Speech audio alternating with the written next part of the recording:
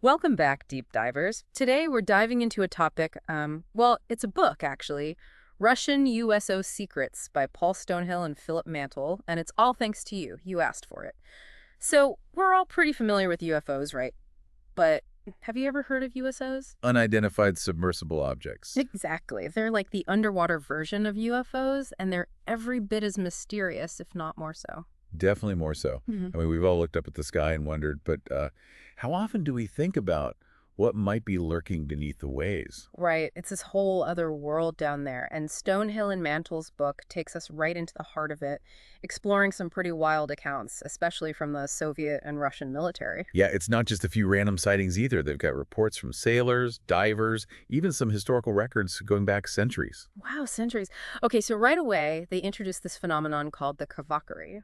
What exactly were those? Well, the kvakery, it refers to these unexplained underwater sounds that were picked up by Soviet submarines, mostly in the Atlantic, but they were heard as far away as the Pacific, too. Okay, so imagine you're hundreds of feet underwater in a submarine, and suddenly your sonar starts picking up these weird noises. Exactly. They were described as croaking, metallic knocking, even grinding.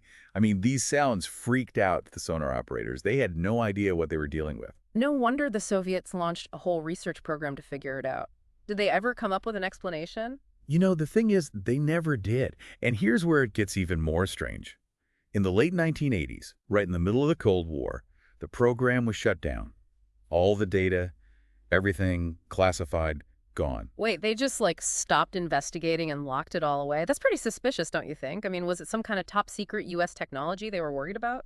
It's hard to know for sure, but the timing of it all definitely raises some eyebrows. So we've got these mysterious underwater sounds, but the book also talks about some pretty incredible visual sightings as well, like those giant humanoid figures spotted in Soviet lakes, Lake Baikal and Lake Issyk-Kul. Oh yeah, the swimmers, as they were called.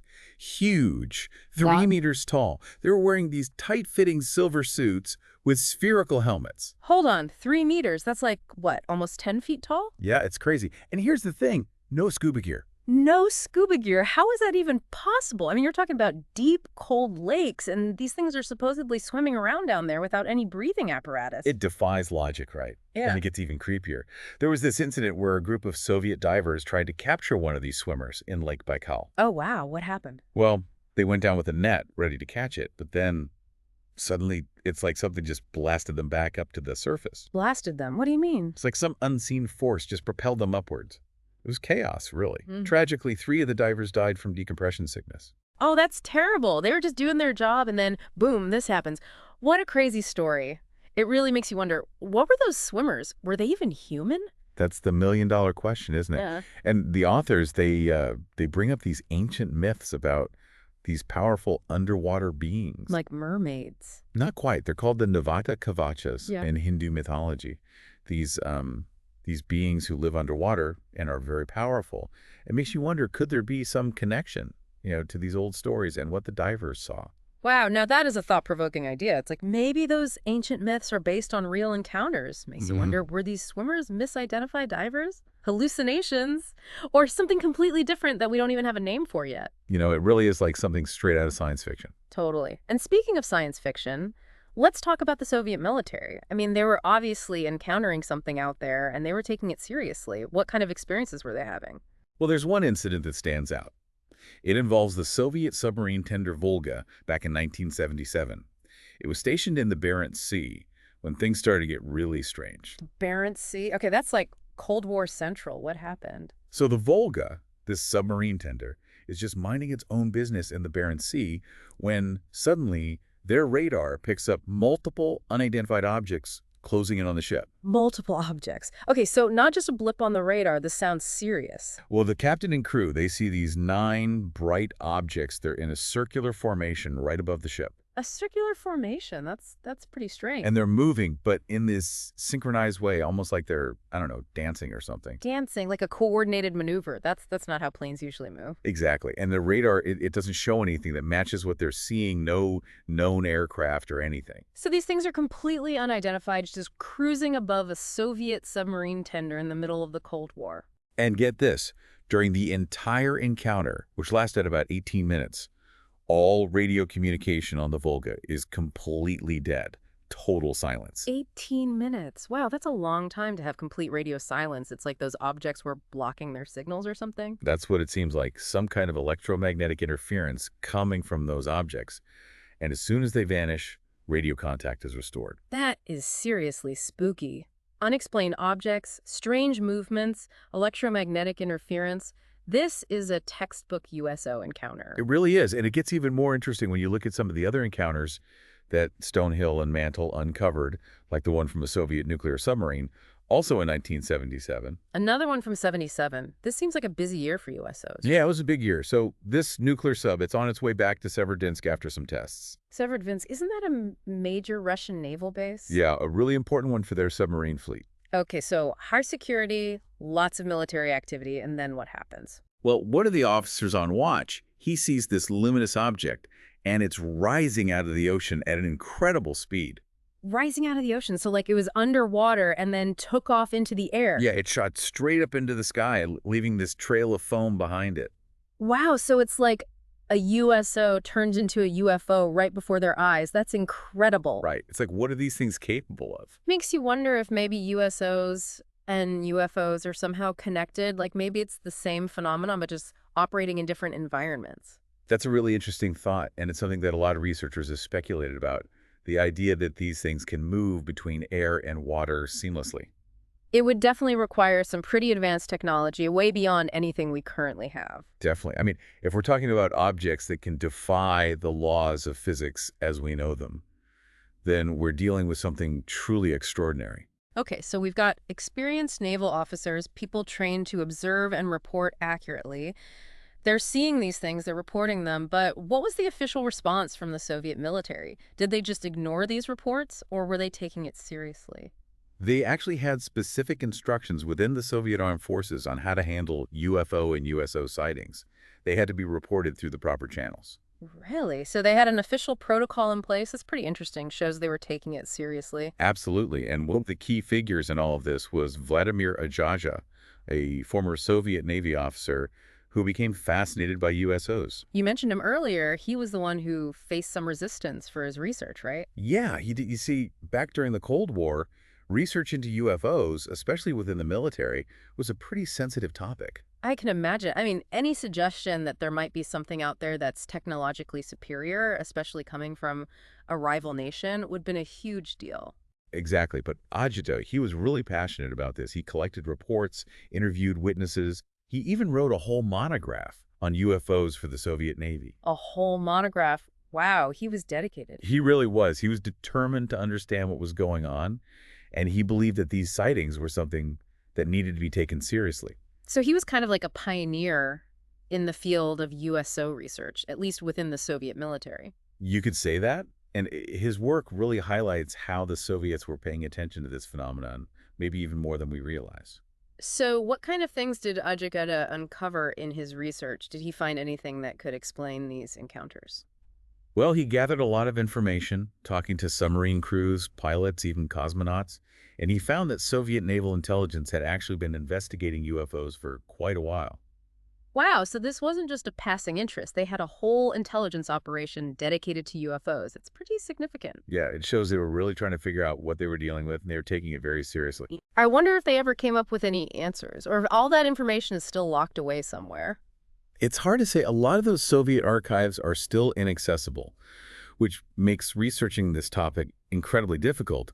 But Stonehill and Mantle, they were able to piece together a pretty compelling narrative based on what they were able to find. Well, so far we've been talking a lot about encounters in lakes and seas that were under Soviet control, but what about the rest of the world? Did they find any USO reports from international waters? Oh yeah, plenty, and they're just as intriguing as the Soviet ones. I'm all ears. Let's hear about some of those international encounters. Well, one of the most fascinating cases they talk about involves a Soviet research vessel, the Yargora, back in 1976. The Yargora. Okay, and where were they? What part of the world? They were off the coast of Algeria when they had this encounter. Algeria. Wow, that's pretty far from the Black Sea or the Baltic. That's the Mediterranean, right?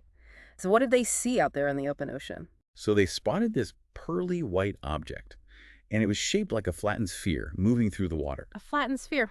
That's interesting. Yeah, and get this, it had these three protrusions coming out of the bottom, like antennas. Antennas, that's a very specific detail. You don't usually see antennas on natural underwater creatures. Exactly, and it's not like any kind of underwater technology that we know of either. It was definitely something unusual. So what did they do? Did they get a closer look?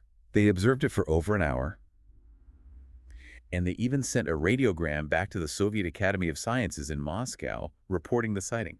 Wow, so they were taking this seriously, sending a report all the way back to Moscow. That's pretty significant. Yeah, it shows that they considered it important enough to document and report, especially from a research vessel. I mean, those are usually full of scientists and researchers, people who are trained to observe and analyze. Right, so it wasn't just some random sailor who saw something strange. These were people who knew what they were looking at, or at least thought they knew. Exactly, and the fact that they couldn't explain it makes it even more intriguing. So did the Academy of Sciences ever respond to their report? You know, that's the thing. The book doesn't mention any record of a response, so we're left wondering what happened next. That's too bad. I'd love to know what the scientists back in Moscow thought about all of this, but I guess that's part of the mystery, right? What other international USO encounters did they find? Okay, so there's another one that's pretty interesting. It happened in 1984, and this time it involved a Soviet tanker called the Gory. The Gory, all right. And where were they when this happened? They were sailing near the Straits of Gibraltar. The Straits of Gibraltar. Wow. That's one of the busiest shipping lanes in the world. You'd think if something weird was going on there, more people would have seen it. You would, but according to the report, the object was only visible for a short time. But it was definitely something unusual. So what did they see? They described it as a metallic, disc-shaped object. Metallic and disc-shaped. Okay, that's starting to sound familiar. Right. And here's the interesting part. They said it had these revolving semi-discs, as if it were spinning. Revolving semi-discs. Now that's something you don't see every day. What could that even be? It's hard to say, but it definitely adds to the mystery of USOs, and it shows that we're dealing with something that's not easily explained. It's like these things are operating on a completely different level of technology, or maybe even physics, than anything we understand. It's possible, and that's what makes these stories so fascinating. They challenge our assumptions about what's possible and make us question everything we thought we knew. So we've got sightings in lakes, encounters with submarines, and now these strange objects in international waters. It's like USOs are everywhere, but is there anything that connects all of these different reports? Any common threads? That's a great question, and it's something that Stonehill and Mantle really try to grapple with in their book. They suggest that many of these sightings share some key characteristics. Like what? Well, for one, a lot of USOs are described as being disc-shaped or spherical. Those shapes seem to be pretty common.